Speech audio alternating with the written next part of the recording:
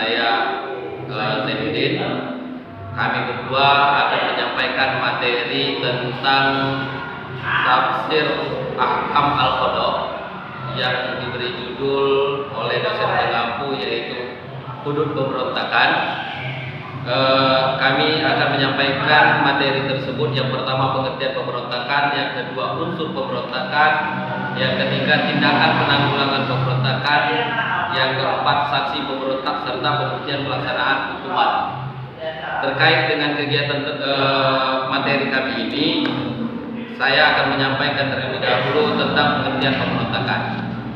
Dalam Kamus Bahasa Indonesia dijelaskan pemberontak adalah proses, cara, perbuatan memberontak, penentangan terhadap kekuasaan yang sah, dan pelaku yang melakukan tindakan tersebut disebut pemberontak. Sedangkan pemberontakan dalam istilah Islam disebut al-baghi, yang menurut arti terminologi adalah mencari atau menuntut sesuatu. Pengertian tersebut kemudian menjadi populer atau mencari atau menuntut sesuatu yang tidak halal, baik karena dosa maupun kezaliman. Hal ini disebabkan sebagaimana yang disebutkan dalam firman Allah surat Al-A'raf ayat 33, yang mana artinya, katakanlah Tuhanku hanya mengharamkan perbuatan yang keji, baik yang tampak maupun yang tersembunyi, dan perbuatan dosa melanggar hak manusia tanpa alasan yang benar. Itu terdapat di dalam surat Al-Quran surat Al-A'raf ayat 33. Dalam pengertian istilah atau terminologi, para mujtahid berbeda pendapat terkait dengan pengertian pemberontakan. Yang pertama, menurut Al-Makiyah, pemberontakan adalah menolak untuk tunduk dan taat kepada orang yang kepemimpinannya telah tetap dan tindakannya bukan dalam maksiat, dengan cara menggulingkan dengan menggunakan alasan. Dari definisi tersebut, Malikiyah mengartikan bughd atau pemberontak sebagai berikut. Pemberontak adalah sekelompok kaum muslimin yang berseberangan dengan al-imam, al-azam atau kepala negara atau wakilnya dengan menolak hak dan kewajiban atau bermaksud menggulingkan kekuasaan tersebut. Selanjutnya menurut Hanafiyah bahwa pemberontakan adalah keluar dari ketaatan kepada imam atau kepala negara yang benar atau sah dengan cara yang tidak benar atau sah. Menurut Syafi'iyah dan Hanabilah atau Hambali, pemberontakan adalah keluarnya kelompok yang memiliki kekuatan dan pemimpinan yang ditaati dan kepatuhan kepada kepala negara dengan menggunakan alasan takwil yang benar.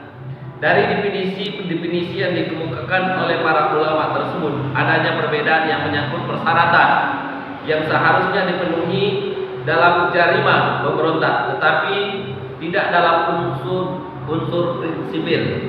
Apalagi diambil intisari dari definisi tersebut, dapat dikemukakan bahwa pemberontak adalah pembangkangan terhadap kepala negara atau imam dengan menggunakan kekuatan berdasarkan argumentasi atau alasan dasar dari adanya jarima pemberontak adalah tertera dalam Al-Quran surat Al-Hujurat ayat 9, yang artinya, jika ada golongan dari orang-orang mukmin berperang, maka damaikanlah antara keduanya. Jika salah satu dari golongan itu berbuat aniaya terhadap golongan yang lain, maka perangilah golongan yang berbuat aniaya sehingga golongan itu kembali kepada perintah Allah. Maka damaikanlah keduanya dengan adil dan berlaku adillah. Sesungguhnya Allah menyukai orang-orang yang berlaku adil. Dari segi garis hukum yang didapat dari ayat tersebut adalah, jika ada dua golongan dari orang-orang mukmin berperang, damaikanlah antara keduanya. Jika salah satu dari kedua golongan itu berbuat aniaya terhadap golongan yang lain, perangilah golongan yang membuat aniaya sehingga golongan itu kembali kepada perintah Allah. Itu terkait dengan di dalam surat Al-Hujurat ayat 9. Selanjutnya yaitu unsur-unsur pemberontakan. Unsur-unsur pemberontakan pengertian di atas maka dapat diketahui unsur-unsur pemberontakan, kejahatan pemberontakan belum bisa dikatakan tindakan pidana sebelum ia melakukan unsur-unsur pemberontakan seperti yang kami sampaikan di bawah ini. Yang pertama, pembangkangan terhadap kepala negara. Untuk terwujudnya jarima pemberontakan diisyaratkan harus adanya upaya pembangkangan terhadap kepala negara. Yang dimaksud membangkang di sini adalah menentang kepala negara dan berupaya untuk memberhentikannya dan menolak untuk melaksanakan kewajiban sebagai warga negara.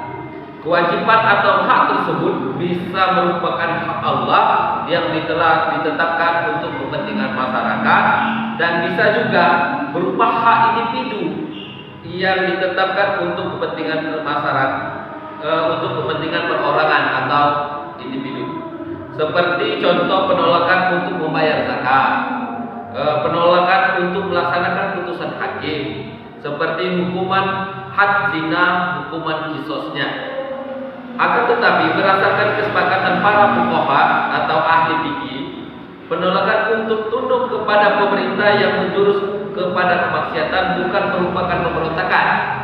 Jadi kalau mereka menjurus kepada pemerintah itu menjurus kepada kemaksiatan, itu bukan dikatakan pemberontakan, itu menurut ahli fikih. Bahkan merupakan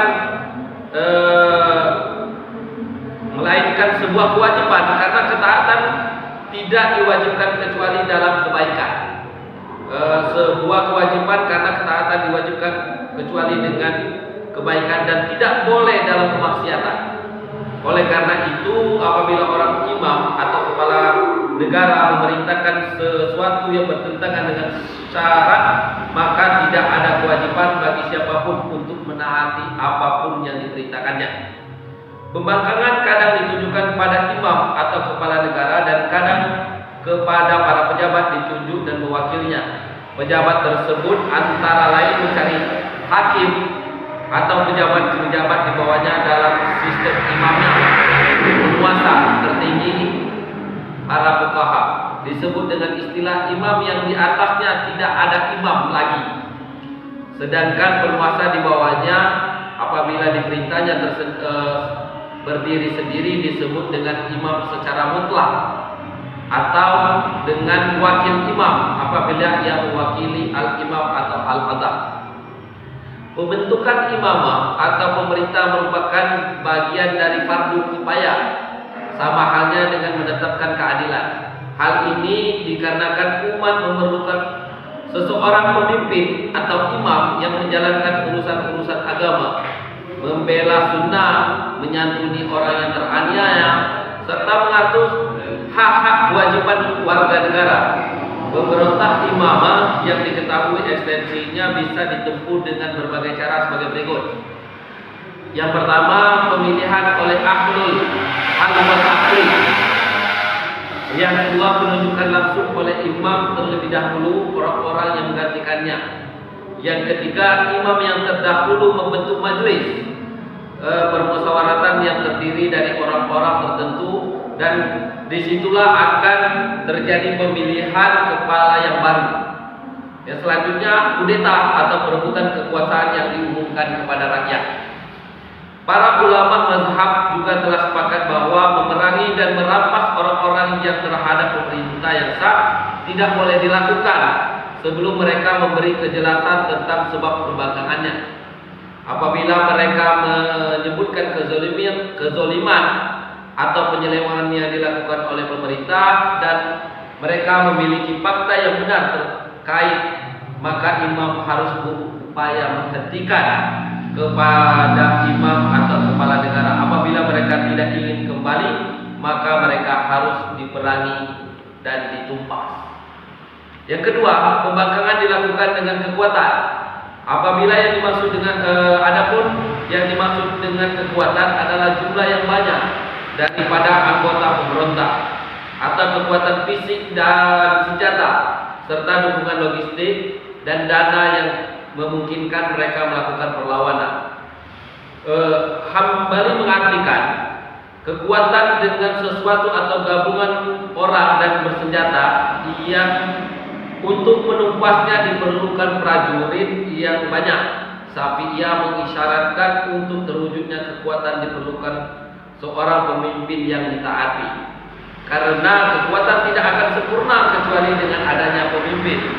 Pendapat Syafi'iyah di sini cukup beralasan. Karena berapapun banyak anggota dan betapa kuatnya satu kelompok, tetapi tidak ada pemimpin yang mengantarkan atas visi dan misinya, maka kelompok tersebut dianggap tidak mempunyai kekuatan.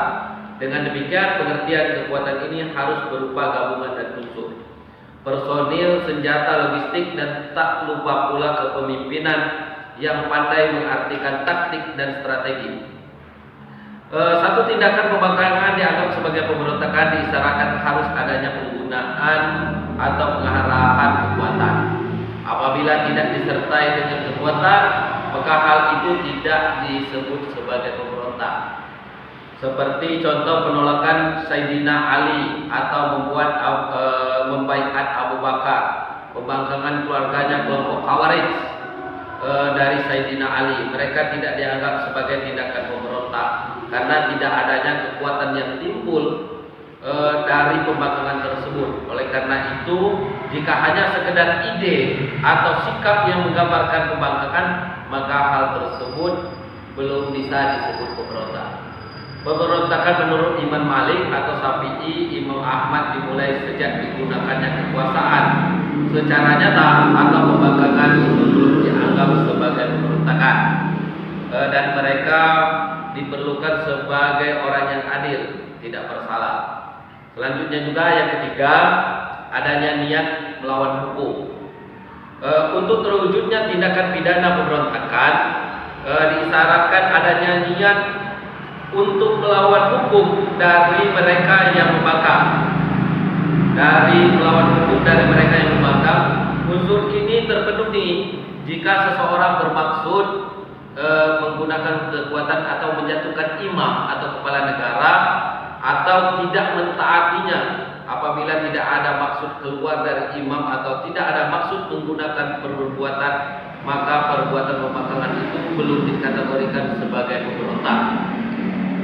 Seseorang bisa dianggap keluar dari imam disarankan bahwa pelaku bermaksud untuk mencopot, menggulingkan imam, dan tidak mentaatinya atau menolak untuk melaksanakan kewajiban yang dibebankan oleh syarak. Dengan demikian, apabila niat atau tujuan pembangkangan itu untuk menolak kemaksiatan, pelaku tidak dianggap sebagai pemberontak. Apabila seseorang pembangkang tidak melakukan jarimah sebelum mughalabah atau pengguna kekuatan atau setelah selesainya pemberontakan, maka di sini tidak diperlukannya adanya niat untuk memberontak, karena dalam hal ini tidak dihukum sebagai pemberontak, melainkan sebagai jarimah biasa. Selanjutnya, materi selanjutnya akan disampaikan oleh Saudara Zainuddin tentang tindakan penanggulangan pemberontakan dan sanksi pemberontak serta pembuktian pelaksanaan hukuman. Kepada Saudara Zainuddin kami persilakan. Terima kasih Pak Zainal. Saya Zainuddin akan membahas tindakan penanggulangan pemberontakan dan sanksi pemberontakan serta pembuktian pelaksanaan hukuman. Jadi di sini tindakan penanggulangan pemberontakan berdasarkan pendapat Y. Singgi D. Guarsa bahwa penanggulangan pembangkangan dapat ditempuh dengan 3 cara, yaitu 1. Tindakan preventif, yakni tindakan yang bertujuan mencegah timbulnya pembangkangan. 2. Tindakan represif, yakni tindakan yang menunda dan menahan pembangkangan tersebut atau menghalangi timbulnya tindakan pembangkangan. Tindakan represif di sini bersifat mengatasi pelaku pembangkangan. Yang ketiga, tindakan kuratif dan rehabilitasi, yakni tindakan yang merevisi akibat pembangkangan, terutama individu yang telah melakukan hal tersebut. Sanksi pemberontakan serta pembuktian pelaksanaan hukuman. Pertanggungjawaban tindak pidana pemberontakan, baik pidana maupun perdata, berbeda-beda sesuai dengan perbedaan kondisi tindakan pidananya. Pertanggungjawaban sebelum magholabah dan sesudahnya berbeda dengan pertanggungjawaban atas tindakan pada saat terjadinya magholabah atau penggunaan kekuatan. 1. Pertanggungjawaban sebelum magholabah dan sesudahnya, orang yang melakukan pemberontakan dibebani pertanggungjawaban atas semua tindak pidana dilakukan sebelum magholabah atau pertempuran, baik perdata maupun pidana, sebagai pelaku jarima biasa. Demikian pula halnya jarima yang terjadi setelah selesainya magholabah atau pertempuran, apabila sebelum terjadi pemberontakan itu ia membunuh orang, ia dikenakan hukuman qisas ya. Jika ia melakukan pencurian, maka ia dihukum sebagai pencuri, yaitu potong tangan apabila syarat-syarat terpenuhi. Apabila ia merampas harta milik orang lain, maka diwajibkan mengganti kerugian. Jadi dalam hal ini ia tidak dihukum sebagai pemberontak meskipun tujuan akhirnya pemberontakan. Kedua, pertanggungjawaban atas perbuatan pada saat magholabah. Tindak pidana yang terjadi pada saat terjadinya pemberontakan dan pertempuran ada dua macam, yaitu A. Tindak pidana yang berkaitan langsung dengan pemberontakan. Yang dimaksud di sini adalah seperti halnya merusak jembatan, mengebom gudang amunisi, merusak gedung pemerintahan, membunuh para pejabat, atau menawannya. Semuanya itu tidak dihukum dengan hukuman jarima biasa, melainkan dengan hukuman jarima pemberontakan, yaitu hukuman mati. Tidak ada pengampunan dengan cara melakukan penumpasan yang bertujuan untuk menghentikan pemberontakannya dan melumpuhkannya.